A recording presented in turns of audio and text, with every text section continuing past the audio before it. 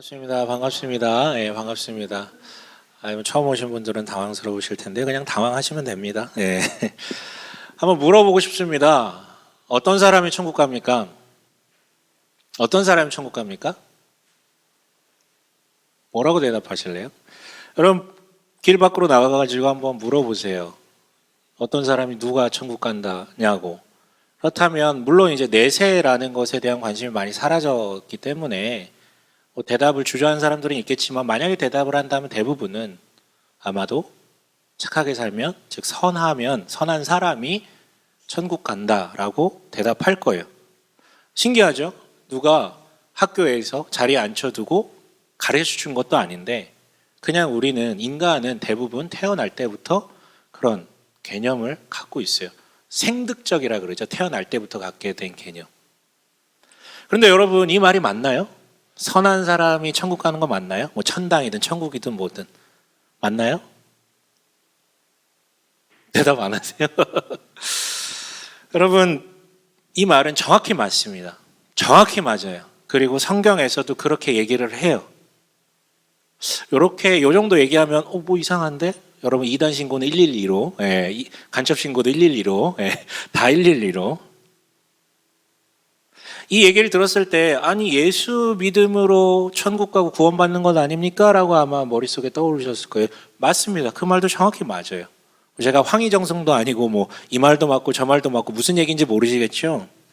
여러분 예수를 믿음으로 구원받는다라는 게 우리가 동의하는 유일한 방법이에요. 천국 간다, 뭐 구원받는다, 하나님 나라 백성이 된다, 뭐 표현은 다양할 수 있겠지만 근데 예수를 믿음으로 구원받는다라는 이 단어를, 이 문장을 풀어서 설명을 하면 이렇게 나오는 것이죠. 뭐라고요? 예수를 믿음으로 의로운 자라는 정체성을 받는 것이고 성령께서 그 순간 함께 하시면서 그 사람 실제 의로운 자로 끌고 가세요. 변화시켜 주신다고요. 그리고 종말에 종국에는 실제 의로운 자로 그는 완전하게 됩니다. 그렇다면 결론은 나죠. 그렇기 때문에 의로워져서 의롭기 때문에 구원받는다라는 거예요. 이걸 축약해서 예수를 믿음으로 구원받는다라고 얘기를 하는 것이죠. 때문에 선한 사람이 천국 간다는 말은 틀린 말이 아니에요. 단 그 선함은 오직 예수 그리스도를 통해서만 가능하다라는 게 성경을 계시로 받아들이는 우리의 유일한 고백일 뿐인 것이죠. 그렇다면 도대체 왜 그리스도를 믿을 때만 사람이 선하다? 이거는 이제 조금 종교적으로 정제된 표현으로 표현하면 의롭다라고 얘기할 수 있는데, 선하다를 의롭다라고 얘기할 수 있는데 왜 꼭 그리스도를 믿을 때만 사람이 의로워질 수 있습니까? 아니 사실은 세상에 진짜 선한 사람 있잖아요. 그렇지 않습니까? 아무리 우리가 시니컬하게 세상을 바라보더라고요. 그렇지 않나요? 여러분 오늘 본문은요 바울 서신에서도 손꼽히는, 갈라디아에서도 중심이지만 바울 서신에서도 중심이 되고 어떻게 보면 성경 전체를 통틀어서 우리가 꼭 숙지하고 누리고 있어야 될 본문이거든요. 왜냐하면 소위 구원 정답을 우리한테 자세하게 정확하게 가르쳐주고 있는 일종의 피법 같은 것이기 때문에. 그런데 문제가 있죠. 그 정답이 정말 내 것이 되려면 이 편지는 원래는 갈라디아인의 문제 상황 속에서 드러난 그것에 대해서 대답을 하다 보니 나온 거거든요. 그 맥락을 알고 있어야 돼요. 때문에 이 정답이 나에게 이르기까지의 과정과 서사라는 게 필요하다는 말이에요. 이 말인즉슨 이거 풀어 설명하려면 너무 길어가지고 이거 오늘 다 하면 여러분 제가 죽든 여러분이 죽든 누구 하나는 죽을 것 같아, 주님 만날 것 같아서. 예. 그래서 오늘은 도대체 왜 예수를 믿음으로만 의롭다라는 게 가능한지 그 얘기를 좀 하려고 하고요. 다음 주에는 구체적으로 주 예수를 믿는 믿음이 선함을 만들어 구원에 이르는 그 프로세스, 그거에 대해서 좀 설명을 드리려고 해요. 넷플릭스들 보시죠? 네. 방금 끄덕이신 분 제가 알기로 드라마 되게 중독이라고 고백하신 걸로 알고 있는데, 아무튼 넷플릭스에 제가 우연히 그냥 이렇게 돌려보다가 나이트폴이라는 중세 그 성전 기사단을 배경으로 하는 드라마를 좀 보게 됐어요. 미리 말씀드리면 1부는 재미있는데 2부는 되게 재미없어요. 안 보셔도 돼요. 근데 여기에 이제 한 왕비가 등장합니다. 이 여인을 A라고 칭해 볼게요. A는 어려서 어머니의 강요에 의해서 타국의 왕자에게 시집을 갔어요. 되게 어렸을 때. 정략 결혼이죠. 사랑하지도 않는데. 근데 사랑하고 싶었지만 사랑할 수 없어요. 왜냐하면 그 남자가 권력욕에 찌들어가지고 모든 것을 도구화하는 사람이기 때문에 사랑을 느낄 수가 없는 거예요. 그러다 보니까 사랑이 고픈 거예요. 그러다 보니까 이게 잘못된 걸 알면서도 어디로 빠지게 됐냐면 그 어간에 만나게 된 대의를 위해서 싸우는 기사를 만나게 돼서 불륜에 빠지게 되는 거예요. 알아요. 나쁘라는 것. 하지만 그 드라마를 보다 보면 그녀의 심리는 이런 걸 계속해서 얘기하고 있어요. 내가 남자 때문에 피해를 봤으니까 이건 나의 정당한 보상이야 라는 식으로 계속해서 그 관계를 유지하는 거예요. 그리고 또 다른 왕비가 등장합니다. 이 여인을 이제 B라고 지칭을 해볼게요. A의 딸과 B의 아들이 결혼을 하게 됩니다. 당연히 왕비, 그 왕자 공주가 결혼한 거예요. 근데 그만 그 B의 아들이 죽어버립니다. 억울하고 분노하죠. 내 아들이 죽다니. 그래서 진상을 파악하던 중에 A의 딸이 죽였을 가능성이 높다라는 것을 알게 돼요. 일종의 확신을 하게 되죠. 그래가지고 복수하려고 모략을 짜게 됩니다. 그래가지고 자기의 모략대로 결국은 함정을 파가지고 A를 자기 발밑에 꿇어 앉히게 만들어요. 그리고 얘기하죠. 네 딸로 인해서 내 아들이 죽었다. 나는 그래서 너무 슬프고 고통스러웠다. 그래서 나는 너를 고통스럽게 할 자격이 있고 나는 너에게서 네 딸을 빼앗아 갈 거야. 죽여버릴 거야. 그러자 A가 답합니다. 내 딸을 죽인들 잃어버린 아들이 돌아오니? 그렇다고 너의 아들 잃은 슬픔이 사라지지 않아. 제발 살려줘. 이 얘기가 여러분 가족을 등지고 불륜을 남편도 있고 아이들도 있었거든요. 근데 그 불륜을 저지르고 있는 그 여인의 입에서 나왔기에 정당성이 조금 가지 않지만 그럼에도 불구하고 맞는 말이잖아요. 그래서 B는 그 얘기를 듣고 잠깐 수긍합니다. 맞아. 그렇지만 견딜 수 없는 것이죠. 아무리 맞는 말이랄지라도 그게 내 얘기가 될 때는 참을 수가 없는 거예요. 어때요 여러분? 피해자이면서도 가해자인 이 두 여인의 스토리. 이게 여러분 이 두 여인만의 이야기일까요? 여러분 이 중에 사연 없는 사람 있으십니까? 사연 없는 사람 있으세요? 세상 천지에 사연 없는 사람이 있을까요? 다 각자 자신만의 변명거리, 사연들이 있어요. 심지어 없어도 만드는 게 사연이잖아요. 우리는 여러분 사연 만드는 게 천재 아닙니까? 여러분 다들 자소서 내보셨잖아요. 그렇죠? 여러분 다 우리 발설지옥 갑니다. 불교 안 믿어서 다행인데 발설지옥 가요. 저도 여러분 부목사 생활할 때 거기 들어갈 때 자소서 내고 들어가서 합격해가지고 여러분 그때 자소서를 제가 펼쳐보면 이건 제가 아니에요. 손성찬이 아니라 발성찬이에요. 이거는 말도 안 돼. 이거는 가만 보면요 사실은 자기가 제일 불쌍해요. 진짜 불쌍한 사람들은 착해 빠져가지고 얘기도 못 하더라고요. 그래서 여러분 사연 없는 사람 없고요. 심지어 사연을 부풀리고 거기에 감정을 투여하고 믿고 그렇게 살아가요. 여러분 우리는 자기중심적 해석으로부터 벗어날 수가 없다고요. 그리고 이 드라마에 한 인물이 또 등장하는데 이 사람은 성전 기사단의 일원이에요. 기사죠. 이스라엘 그 성지라고 불리는 그 땅을 수호하기 위해서 주님의 이름으로 희생하고 전투를 치르는 성전 기사단 일원입니다. 그리고 이 사람은 또 누굴 위해 희생하냐면 성전 기사단 특유의 그 형제가 있어요. 형제를 위해 내 목숨을 내바친다. 그걸 위해 헌신하는 사람이 있어요. 그런데 어느 날 이슬람 대군이 쳐들어와요. 그래서 후퇴해야 돼요. 후퇴하다가 그만 적군 병사가 자기 형제 기사를 향해 화살을 겨누는 걸 보고 자기 몸을 날립니다. 그 순간 지체치 않고요. 그리고 대신 맞아요. 얼마나 숭고한 희생입니까? 하지만 그 영광은 잠시였고 뭐가 남습니까? 무릎에 맞았거든요. 화살을. 이거 소위 말해 절름발이로 계속 살아가는 거예요. 계속 아프고 불편하고 심지어 기사단이잖아요. 뭐예요? 칼싸움 해야 되는데 무릎 때문에 민폐를 끼치고 있는 거예요. 자기가 계속해서. 그래서 어느새 자신이 대신 희생한 그 형제를 향해 너는 나한테 그러면 안 된다. 너는 나한테 그러면 안 되지. 라고 얘기하기 시작해요.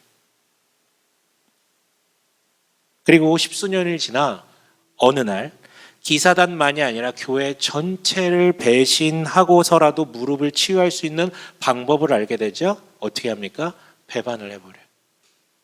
형제와 주님을 배반하죠. 그리고 나서 예배당에 와서 했던 기도가 뭐였냐면, 내가 유다가 된 건 너 때문이야. 그리고 예수 당신 때문이야. 라고 고백하고 완전 흑화됩니다. 어떤가요? 그에서는 숭고에 짜지만 시간이 증명했어요. 결국 그는 정말 주님을 위해서 헌신하고자 기사단에 들어간 게 아니라 그 당대에 그게 가장 인정받는 자리였기 때문에, 신앙심 좋고 기사로서 인정받는 자리였기 때문에 그 자리에 들어갔던 게 증명이 되었던 것이죠. 그 희생도 자기가 원해서 정말 순수해서가 아니라 그걸 사람들이 칭송하는 그 문화 속에 있었으니까 강요받은 거예요, 일종의. 그러니까 어쩌면 자신도 모르는 새 강요받은 삶이었던 것이고, 배반할 때 가서야 자기의 숨겨진 욕구를 알게 되었던 것이죠. 여러분, 이 시간 마스크 끼고 찬양 좀 불러가지고 좀 답답하고 좀 졸음이 오시는 분 계시죠? 정신 차리셔야 합니다. 정신 차리셔야 됩니다. 누군가 그러더라고, 지난주에 저를 향해서 제가 늘 그 자리에 꾸준히 있고 늘 성실하게 뭔가를 계속하고 뭔가를 늘 계획하고 뭐 이렇게 살고 있는 게 참 대단하다고요. 제 자랑하는 게 아니에요. 전 그렇게 그 정도까지 성실하지 않아요. 보이는 것만 그 정도거든요. 그래서 제가 그 얘기를 듣고, 나는 원래 그런 사람도 아니지만 솔직히 얘기하면 그냥 나 좋아서 하는 거다. 누가 시켜서가 아니라 그냥 내가 좋아서 그렇게 사는 거다. 맞아요. 여러분, 확정시켜 볼게요. 우리는 누군가의 선행을 되게 칭찬할 때 있어요. 여러분, 그 의도를 의심하지 마세요. 선한 행위를 하면 그냥 그렇게 받아주시면 돼요. 왜 그걸 의심하고 난립니까? 칭찬하고 장려해야 돼요. 다만 가만히 보면, 그 이면까지 들어가 보면 누군가를 위해서 정말 순수하게 했다기보다는 그냥 지가 좋아서 하는 경우가 태반이에요. 그거 안 하면 불편하니까. 그렇게 안 살면 불편하니까. 결국은요, 여러분, 사람들이 말하는 선함이라는 것은 그 의로움을 추적하고 까발리면 그 이면에 두 가지 정도를 엿볼 수 있는 것 같아요. 뭐라고요?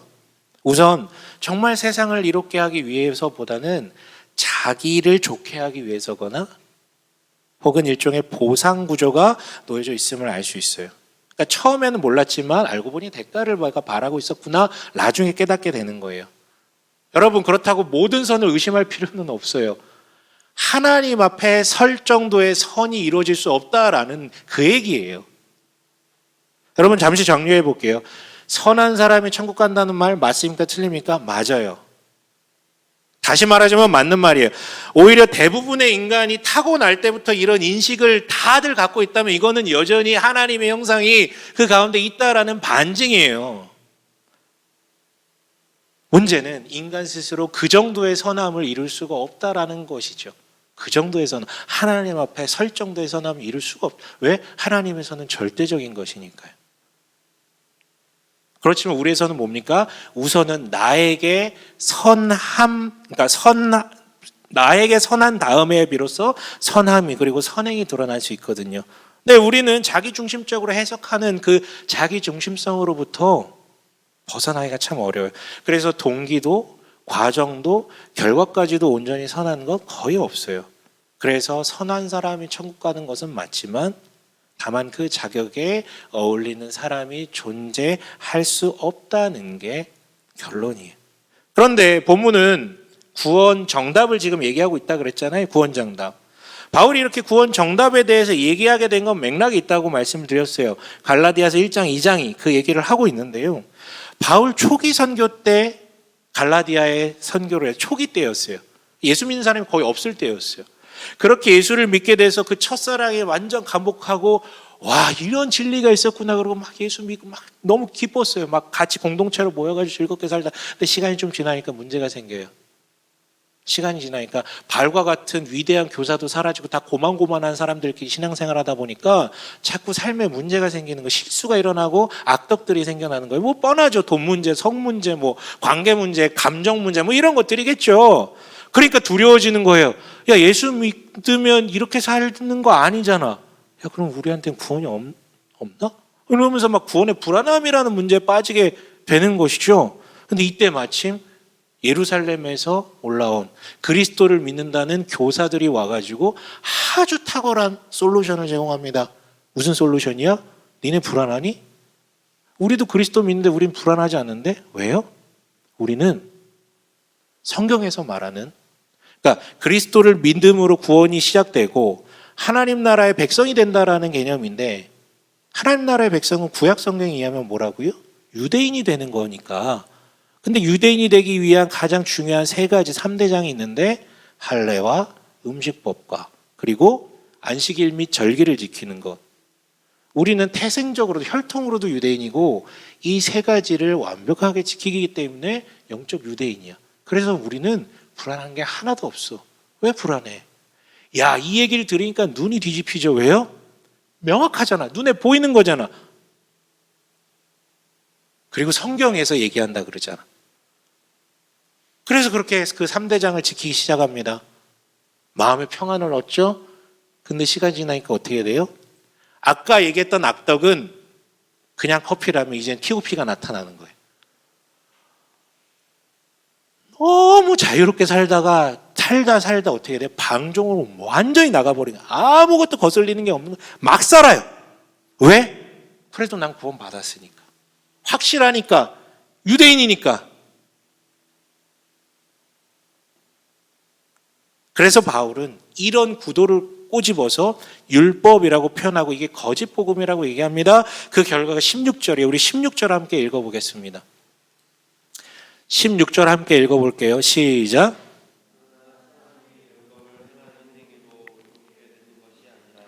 예수 그리스도를 믿는 믿음으로 의롭게 되는 것임을 알고 우리도 그리스도 예수를 믿는 것입니다. 그것은 우리가 율법을 행하는 행위로가 아니라 그리스도를 믿는 믿음으로 의롭다고 하심을 받고자 했던 것입니다. 율법을 행하는 행위로는 아무도 의롭게 될 수 없기 때문입니다. 반복되는 단어, 아주 중요한 단어가 믿음과 율법이에요. 그렇죠? 여러분, 무언가를 명확하게 정의하기 위해서는 가끔은 완전 반대되는 것의 개념을 명확하게 하면 이것과 반대되는 것을 명확하게 하면 이게 어떤 의미인지 명확하게 드러날 때가 있거든요. 즉 여기서 믿음과 율법이 대조되잖아요. 율법의 의미를 명확하게 정리하면 믿음이 뭔지 우리가 알 수 있어요. 그렇다면 율법이 뭡니까?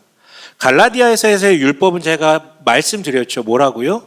우리가 흔히 아는 구약 성경에 나온 그 율법 조문들을 다 지켜서 구원을 얻는다라는 율법 주의와는 좀 달라요. 그런 의미가 조금 있겠지만 그거랑 다르게 유대인 됨의 핵심인 이 3대장을 지킴으로 하나님 나라의 백성에 소속된다는 개념이에요. 그런데 율법을 전부 지키는 율법주의든 이 3대장만 지키면 그것으로 구원 집단이라고 불리는 유대인에 속한다라는 그런 징표를 삼는 것이든 똑같아요. 결국 율법이란 뭐라고요? 인간이 주체가 돼요. 뭐라고요? 네, 인간이 주체가 되어 선을 이루려 하는 모든 것들을 의미한다라는 거예요. 그래서 율법은요, 기독교를 유대교 얘기만이 아니라 기독교를 떠나서도 성립이 돼요. 착하게 살면 천국 간다. 결국 내가 하는 거잖아요. 율법이에요. 다른 종교에서도 발견되죠. 계율을 잘 지키면, 수행을 잘하면, 뭔가 탁 깨달음을 얻으면 그거 다 내가 하는 거잖아요. 그것도 율법이에요. 심지어 어디에도 있어요? 우리 기독교에도 있어요. 예수를 믿는다고 하는데 율법 가지고 사는 사람들이 굉장히 많습니다.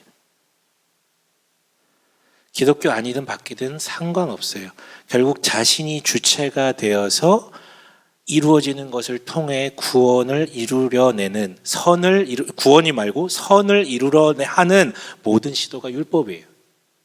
그런데 바울이 이 성경이 명확하게 선을 그쳐 뭐라고요? 아까 16절에서 읽었지만 사람이 율법을 행하는 행위로 의롭게 되는 것이 아니다라고 선을 그어요.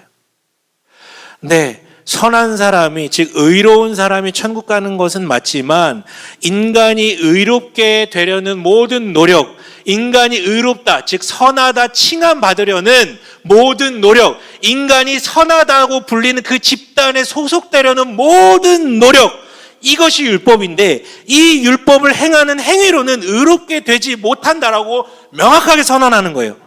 결국 율법에는 그래서 뭐예요? 구원이 없다라는 것이죠. 그렇다면 어떻게 구원이 있대요? 예수 그리스도를 믿는 믿음으로 의롭게 된대요. 의롭게 됐기 때문에 구원이 이루어진다라는 거예요. 거기에만 구원이 있다고요. 예수를 믿는 믿음에만. 그러나 여러분, 율법이라고 불리는 것들의 문제가 여러분 착각하지 마세요. 소위 말해 죽음 이후에 주어진 그 구원, 그것만 좌지우지한다? 물론 그것도 너무 중요한 문제죠. 하지만 이제 내세 관심 없어지는 세상이 되어버렸잖아요. 죽음 이후에만 문제를 야기하는 게 아니고요. 마치 우리네 복음, 즉 하나님 나라 복음이 죽음 이후에 구원이라는 티켓만 주는 것이 아니라 이 세상을 살아갈 때도 이 안에서 능동력이 있어서 우리를 변화시키고 세상을 변화시키는 것처럼 그 복음이, 율법도 마찬가지예요. 이 세상을 살아가는 이 현실에 문제를 일으킨다라는 게 지금 갈라디아에서의 고발이에요. 5장에서는 율법에, 그러니까 그리스도를 믿는다고 하면서도 율법에 의지해서 살면 무슨 일이 발생된다고 하면 방종으로 빠진다는 거예요. 갈라디아인들처럼. 우리 앞에서 읽었던 2장 전반부에서 무슨 일이 일어난다고 하는 거예요? 복음은 자유인데 자유한 게 아니라 강요받으면서 살아간다는 거예요. 이 사람 눈치 보고 저 사람 눈치 보고 세상 풍조의 눈치를 보고. 2장 하반부에서 무슨 얘기 나타납니까? 아주 유명한 사건 저번에 나눴잖아요. 바울이 베드로를 꾸짖어요. 무슨 사건이 있었는데.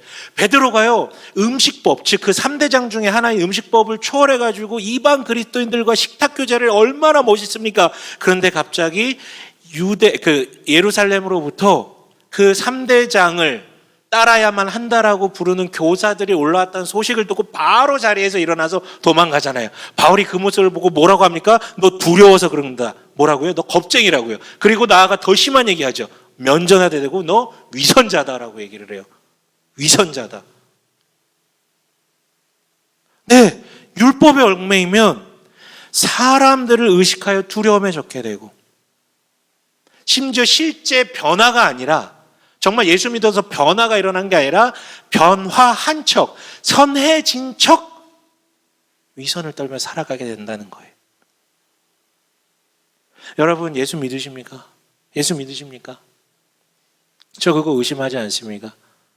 여러분 믿으시죠? 여러분 마음으로, 여러분 몸으로 대답해줘. 예수님 믿으시죠? 저 그거 의심하지 않아요. 그건 저희가 알 수가 없어요. 그런데 혹시 우리 가운데 이러한 것들이 있지 않습니까? 물론 상황의 문제로 인해서 일시적으로 조금 뭐 그렇게 될 수 있지만, 그게 아니라 지속적으로 세상과 사람에게 강요만 받고, 사람들의 눈을 지나치게 의식하고 두려워하며, 안 변했는데 변한 척하고, 아니면 나는 이미 구원 받았어라는 그릇된 구원에 자기 감정적 확신 아래 방종된 삶을 자유롭게 누리고, 그렇다면 그분은 지금 예수를 믿는다고 해도 율법 아래 살아가고 있는 거예요. 그런데 갈라디아서는 그 얘기하고 있는, 그대로 쭉 가면 바울이 얘기하죠. 그럼 끝이 하나님 나라 백성이 될 수 없다고요. 조심스럽게 얘기해요, 뒤에 가서. 그런데 여러분, 율법의 진짜 문제는 또 있어요. 현실의 악덕을 만들어낸다, 이런 것도 있지만, 율법의 진짜 문제는 율법이 안 사라진다는 거예요. 절대 안 사라진다는 거예요. 우리 죽는 날, 아니 세상 끝나는 것까지 안 사라진다는 거예요. 예수를 믿든 안 믿든 안 사라진다는 거예요. 여러분, 착하게 살아야 천당 간다라는 개념이 생득적으로 있다 그랬잖아요.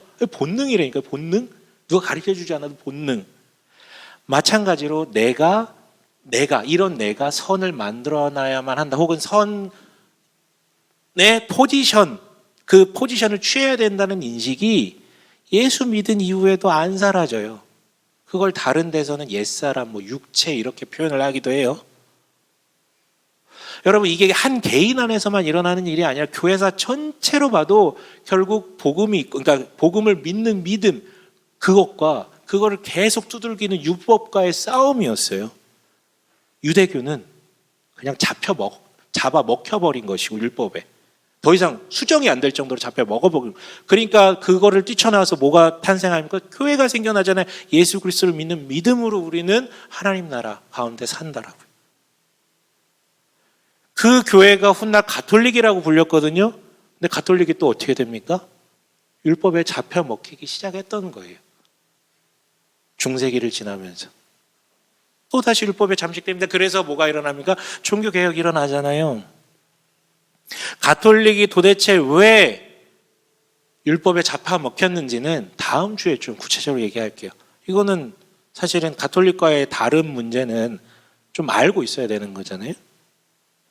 아무튼 문제는 마틴 루터의 오직 의인으로 말미암아 의인은 믿음으로 말미암아 살리라라는 구절의 깨달음이 도화선이 돼서 종교개혁이 발발했는데 지금 종교개혁 몇 주년입니까? 400년 됐을 거예요. 이거 틀려도 나 미워하지 마세요. 지금 잠깐 스쳐 지나간 400년인데 근데 지금 우리네 모습이 어떻냐 이거죠. 율법이 기독교를 잠식하고 있어요.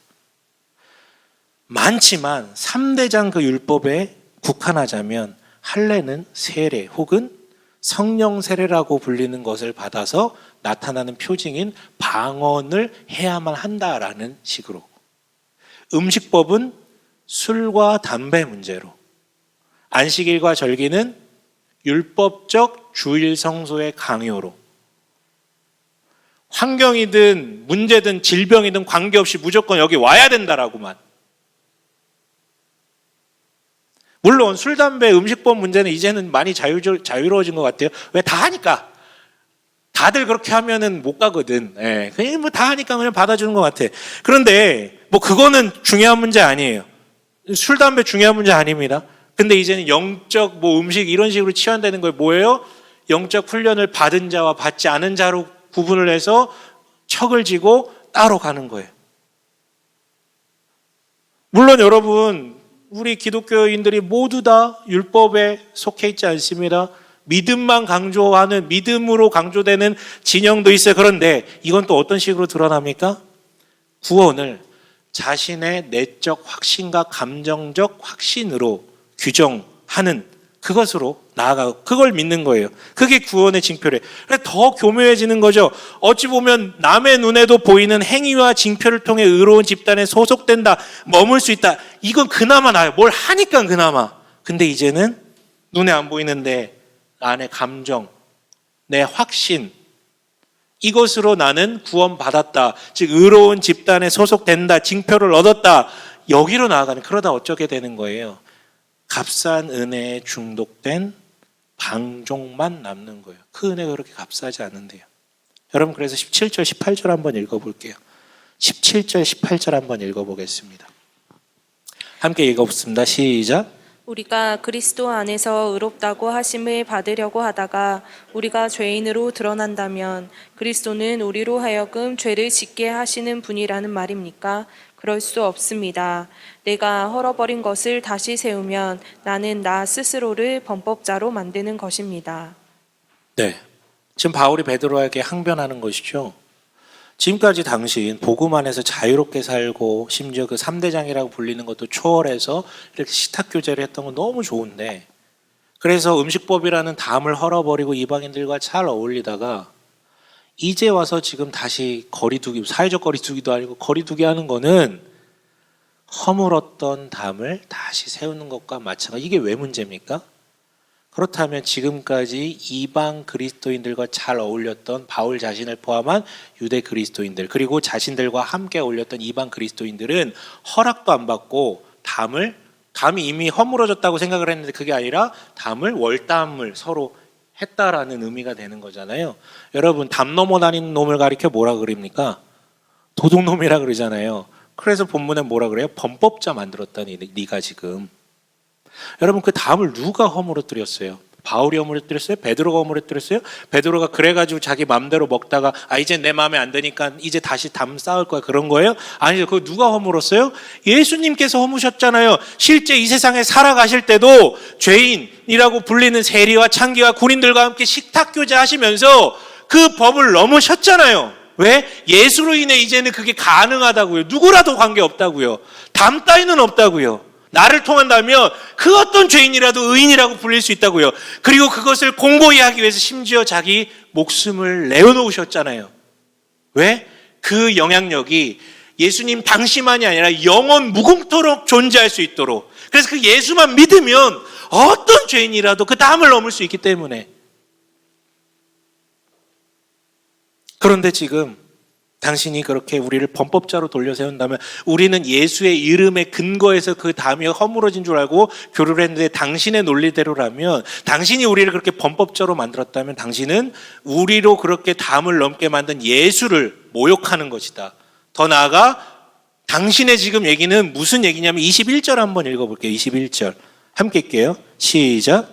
나는 하나님의 은혜를 헛되게 하지 않습니다. 의롭다고 하여 주시는 것이 율법으로 되는 것이라면 그리스도께서는 헛되이 죽으신 것이 됩니다. 네, 당신의 지금 행동 메시지, 그 자리를 떠난 그 행동 메시지는 결국은 음식법을 준수해야 된다라는 것에 대한 동의이고, 이 말인즉슨 율법, 즉 음식법을 비롯한 할례 음식법, 뭐예요? 안식일을 지킴으로 의롭다 불리는 집단, 즉 유대인에게 속함으로 의롭게 될 수 있다라는 얘기 아니냐. 그렇다면 예수가 죽지 않으시고도 구원받을 수 있는 방법이 있다는 얘기 아니냐. 그럼 예수님께서 헛되이 죽으신 거잖아. 탈출구가 또 있다는 얘기면 예수님 왜 죽었어? 탈출구가 없으니까 죽으신 건데 그 얘기하는 거예요. 네 논리대로라면 예수님은 헛되게 죽으신 거라고요.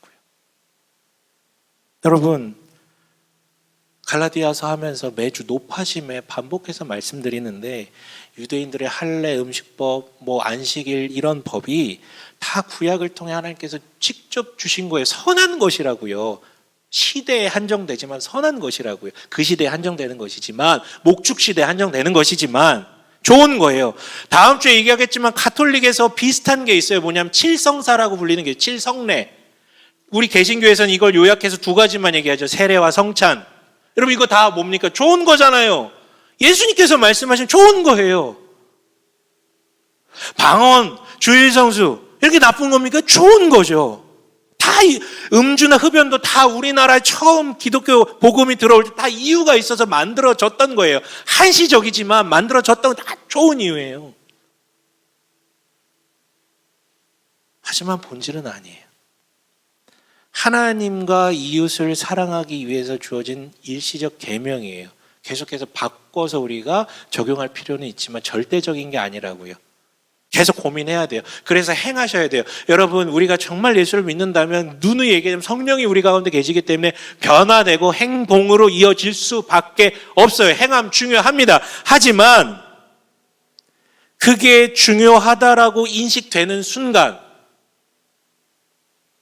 해야만 하는 것이고 그렇게 해야 된다라고 인식되는 순간 마법이 펼쳐져요. 예수님은 사라져요. 그리고 그거 꼴랑 그거 정도 행하고 셀프 안식을 스스로 누리는 방향으로 나갑니다. 왜? 눈에 보이는 거니까, 성취감이 있는 거니까, 인정해 주는 거니까 사람들이. 예수님 죽으신 장면 우리 보지 못했고, 성령이 일하시는 거 우리 어쩌다 한 번씩 느낄 때 있지만 잘 못 느끼거든. 그런데 그렇게 셀프 안식을 누리는 마법이 펼쳐지면, 그렇다면 그 안에 계신 성령께서 더 이상 일하지가 못해요. 침묵하시는 것이죠. 그래서 의로워지지 못합니다. 그리고 그 사람에게는 예수의 죽음이 헛되기 때문에, 헛되어졌기 때문에 그 어떤 의로움도 존재할 수 없게 되는 거예요. 그렇다고 이 사람이 선하게 살지 않는다 그 얘기하는 게 아니에요. 의로움이 존재할 수 없게 된다는 것이죠. 슬프죠. 정말 감사하게 구원 열차 잘 골라 탔는데, 여기 이 열차 타면 구원받습니다라고 말하는, 이 열차 타면 복됩니다라고 말하는 그 수많은 열차 중에 정말 잘 골라 얻어 탔는데 가다가 스스로 기관차를 잘라내버린 거예요. 기관차 먼저 가버리게. 자기는 철로 위에 있는 것이죠. 얼마나 불쌍합니까? 여러분, 다음 주에는 구체적으로 그리스도를 믿는 믿음이 그렇다면 도대체 인간을 어떻게 실제 의롭게 만들어 가는지를 얘기할 것이지만, 그럼에도 불구하고 본문의 전체, 아니 성경 전체의 결론으로 삼아도 아쉽지 않은 것은 바로 다시 16절이에요. 16절 다시 한번 읽어볼게요.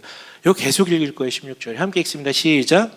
그러나 사람이 율법을 행하는 행위로 의롭게 되는 것이 아니라 예수 그리스도를 믿는 믿음으로 의롭게 되는 것임을 알고. 네, 여기까지만요. 여러분 이거 귀에 딱지 생기도록 반복해서 말할게요. 여러분 다시 얘기할게요. 다른 출구가 있었다면, 인간의 무언가로 될 수 있는 다른 출구가 있었다면 예수께서 죽으실 이유가 없었어요. 그런데 인간으로부터 나온 그 무엇도 의로움, 하나님 앞에 설 수 있는 의로움을 만들어낼 수 없기 때문에, 방법이 없기 때문에 예수께서 죽으신 거예요. 예수님 십자가 짊어지시기 전에 이 잔을 옮기시면 안 되냐고까지 말씀을 하시잖아요. 근데 그게 안 되는 거 아니까 그건 받으신 거잖아요. 아니, 어떤 아버지가 다른 방법이 있으면 그걸 희생시키시겠냐고요. 그리고 여러분, 이 정도까지 사랑하신 분이 믿은 이후에 그냥 놔두시겠어요? 네가 알아서 의롭게 되라고? 그냥 공백 상태로? 아니요. 그리스도를 믿는 믿음 아래 성령이 거하시며 그 믿음 아래 성령이 실제 일하셔서 이렇게 변화돼 가요. 그렇게 구원이 시작되고 완성되는 거예요. 여러분, 이해합니다. 변화에 대한 조바심이 생겨요. 나 예수 믿는데 왜 이렇게 잘 안 변하지? 이 조바심 생기는 게 건강한 거예요. 그리고 자꾸 실수하고, 아니 더 나아가 실패하고, 누가 봐도 좀 방종된 삶 같은 거, 그럴 때 있잖아요. 그런 모습에 불안함을 느끼고 나는 버림받았어까지 얘기를 하기도 하고, 또한 눈에 보이는 뭔가가 있어야만 하는 인간의 본성, 이 모든 것들 때문에 율법으로 되돌아가려고 하는 건 너무 자연스러운 현실이에요. 우리 이거 인정하셔야 돼요. 뭔 순백의 사람이 어디 있습니까? 이거 인정해야 돼요. 그러니까 여러분, 성경이 이렇게 두꺼운 거예요. 말씀드리죠. 구원받는 진리, 그 비법은요, 창세기 1, 2, 3장과 이사야서, 그리고 복음서, 그리고 계시록 정도만 있어도 충분해요. 그 메시지만 전달하고 싶으시다면. 근데 뭐 비법서가 이렇게 두껍습니까? 왜냐하면 인간은 태생적으로 선한 사람이 천국 간다는 인식이 본능적으로 있는 것처럼 인간은 어떻게든 율법으로 하는 자리로 돌아가려 하거든요. 그게 종교든 선행이든 수련이든 뭐든지 간에. 그런데 그 수많은 인간들만큼 율법의 양태, 표현 방법이 그만큼 다양해요. 사람 숫자만큼 다양해요. 그래서 이렇게 두꺼운 거예요. 그것이 아니라는 이야기를 하고 싶어서. 그 서사를 공감시키기 위해서. 그래서 이렇게 두꺼운 거예요. 하나님도 고생이시죠. 뭔 진리를 이렇게 두껍게 계시를 수많은 사람들을 통해 남기십니까? 그리고 뭐 구구절절 이렇게 설명을 합니까? 간단하게 말씀하시고 그거 받는 사람만 뽑아 가시지. 물론 거기 저는 꼭 있어야 되고. 네. 그렇잖아요. 나만 구원 받으면 되는 거 아닙니까, 여러분? 그런 거 아니죠? 네. 그럼에도 불구하고 그거 다 이해해요. 율법으로 돌아가려는 거. 이거 우리 평생의 과업이고 기독교 내내 싸움이었어요. 이해하지만 그럼에도 불구하고 율법이 아니라 믿음으로만 가능합니다. 그게 진리예요. 이런 말씀을 마칠게요. 제가 오늘 좀 짜증난 것처럼 보였어도, 짜증난 것처럼 보였어도 짜증난 게 아닙니다. 절대 짜증난 게 아니에요. 다만 율법의 의미가 명료해야만 믿음의 의미 역시 명료해지기 때문에, 또한 율법으로 안 된다 정도를 아는 것 정도가 아니라 이 사실을 처절히 직면해야 되기 때문에 강하게 좀 더 깊이 얘기를 했던 것 같아요. 이걸 처절히 직면하면요, 예수께로 돌아갈 수밖에 없고 예수만이 답임을 너무 확실하게 깨닫게 됩니다.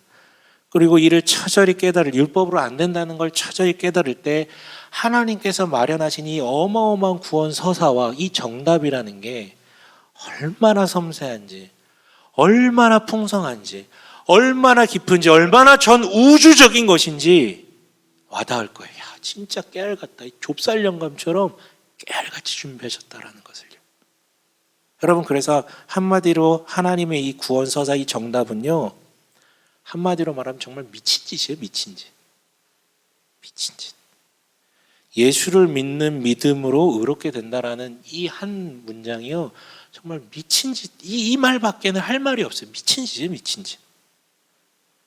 그런데 여러분, 본문에는 독특하게 바울이 계속해서 표현을 하는데 뭐라고 얘기를 하냐면요, 우리는 그래서 무엇을 해야 됐는지, 무엇을 해야 하는지 그 얘기하지 않아요. 뭐라고 나옵니까? 우리는 무엇을 해야 하는지가 아니라 우리는 무엇을 믿는지 계속, 여러분 다시 한번 집에 가서 읽어보세요. 우리는 그런 사람 아닙니다. 우리는 이것을 믿습니다. 우리는 이걸 믿었기 때문에 이렇게 된 것입니다. 우리는 이거 믿습니다. 이거 믿습니다. 계속 우리는 그런 사람들 아니라고요.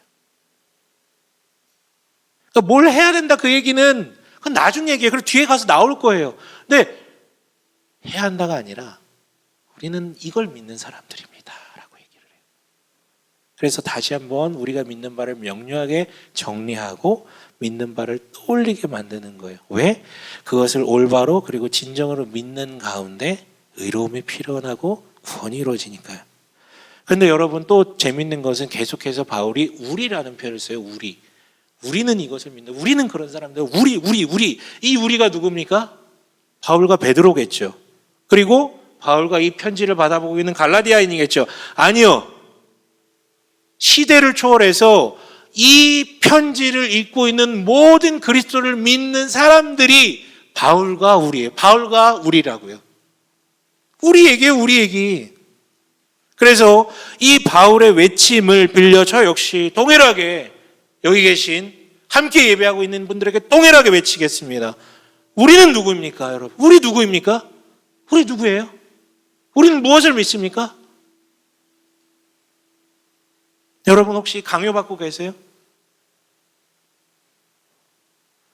혹시 두려움에 젖어 계세요? 혹시 변하지도 않았는데 변한 척, 선하게 된 척 위선 가운데 계세요? 아니면 그것도 아니고 그냥 방종하게 살고 계세요? 여러분 간곡히 말씀드립니다. 우리는 그런 사람들 아니에요. 우린 그걸 믿지 않아요. 우린 그런 사람들 아닙니다. 우리는 이걸 믿습니다. 마지막으로 16절 읽고 마치겠습니다. 함께 읽겠습니다. 시작. 그러나 사람이 율법을 행하는 행위로 의롭게 되는 것이 아니라 예수 그리스도를 믿는 믿음으로 의롭게 되는 것임을 알고 우리도 그리스도 예수를 믿은 것입니다. 그것은 우리가 율법을 행하는 행위로가 아니라 그리스도를 믿는 믿음으로 의롭다고 하심을 받고자 했던 것입니다. 율법을 행하는 행위로는 아무도 의롭게 될 수 없기 때문입니다. 여러분 우린 이걸 믿습니다. 다시 한번 말씀드리면 이걸 믿습니다. 그 믿음 아래 참된 자유를 누리고 그 믿음 아래 방종해 나아가는 것이 아니라 성령을 통해 변화. 왜 안 변해요? 왜 안 변합니까? 그 변화에 근거한 선한 열매들이 하나님 나라 백성들 가운데 이 예배에 동참한 모든 이들 가운데 발현되길 주님의 이름으로 간절히 축원합니다.